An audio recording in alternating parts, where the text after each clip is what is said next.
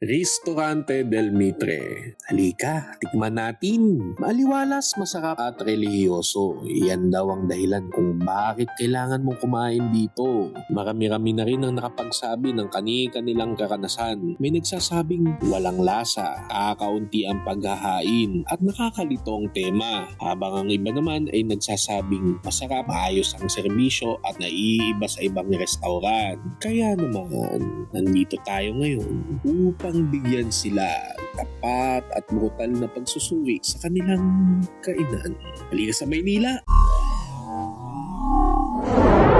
Matatagpuan ng Ristorante del Mitre sa kalye ng Real, Intramuros, gilid mismo ng simbahan ng San Agustin. Kung paradahan ay nasa likod at may rampa sa gilid ng pasukan. Sa loob para kang pumasok sa bahay rekoleksyon. Tahimik, may pagka-retreat house ang dating. Itinatag ito bilang fundraising restaurant ng CBCP at bahagi ng kita ay napupunta sa feeding programs at charitable work ng simbahan. Ang pangalang Del Mitre ay mula sa mitra, ang suot sa ulo ng mga obispo. Ang karta ay parang lumang kwaderno, halos mistulang may salit. Ang mga putahe ay halo ng Pilipino at Italiano. Gutom na kami!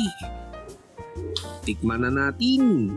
Unay ang 4 formaggi pizza. Ito ang maliit na bersyon ng klasikong 4 cheese pizza. Maaaring mamili sa sukat ng 4 at 8 pulgada. Malutong ang gilid pero hindi tuyot.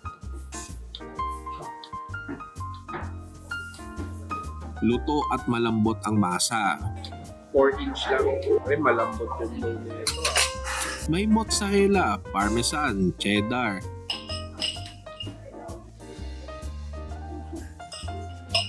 Tama, diba?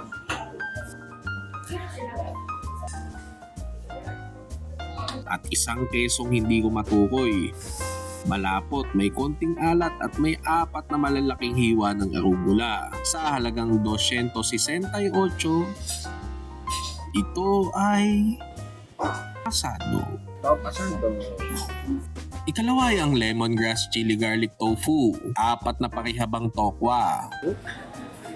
Malutong sa labas, malambot sa loob.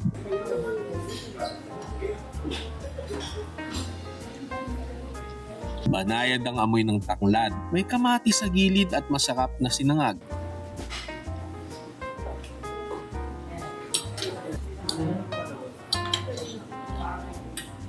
Sakto. Lagyan natin ng malupit na suka. Ang chili garlic ay may sipa pero hindi masakit sa lalamunan. Mas masarap.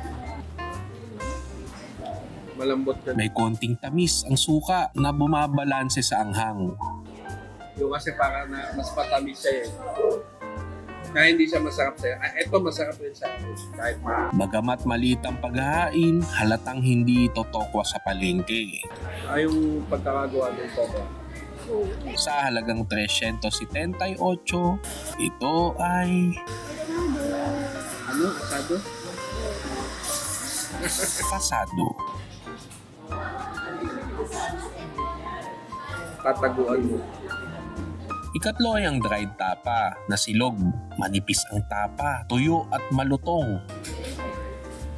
Pero malasa. May tamang alat, hindi matamis. Parang hinimay-himay at tinusta. Ang itlog ay pritong malasado. Ang sinangag ay tuyo na may budbod ng tostadong bawang. May kasama itong mainit na tsokolate. Tsokolate ang timpla, hindi sobrang tamis, bahagyang mapait, malalim ang lasa at lokal na teble ang ginamit. Hindi naman lasa Milo. Hindi nga siya lasa Milo. Puro nga siya. Sa halagang 358, ito ay Pasado ba? pasado. Ang huli ay ang iced caramel macchiato. Lokal lang ginamit na kape. Hindi sobrang tamis, hindi rin sobrang tapang. May laban sa mga mamahaling kapihan. Hindi tinipid sa gatas. Sa halagang 168, ito ay Tamis yung kape. pasado.